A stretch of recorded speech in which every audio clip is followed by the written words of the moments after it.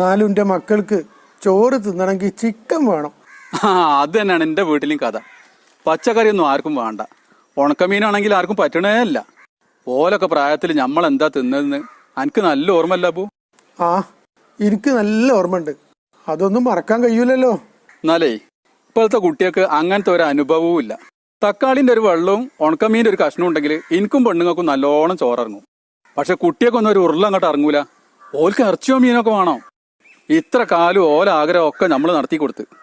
ഇപ്പൊ കാലം മാറിയില്ലേ, കയ്യിൽ പൈസ അല്ല, എന്തെടുത്ത് ഇറച്ചും മീനൊക്കെ വാങ്ങാ. ചെങ്ങായിമാരൊപ്പം കമ്പനി കൂടി ഹോട്ടലിൽ പോയി ഫാസ്റ്റ് ഫുഡ് അടിച്ച് ശീലായി പോയി മക്കൾക്ക്.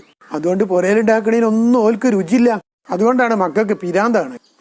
എന്നാലേ മക്കൾ ആ പിരാന്തിന് ഞാൻ നിന്ന് കൊടുക്കൂല. മൊബൈലിൽ തോണ്ടി കളിക്കണ സമയം കൊണ്ടേ 4 വിത്ത് നട്ടാല് നാളെ പട്ടിണി കിടക്കാതെ ജീവിക്കാന്നുള്ളത് ഞാൻ ഓലെ പഠിപ്പിക്കും. ഉഗ്രം തീരുമാനം. എല്ലാ രക്ഷിതാക്കളും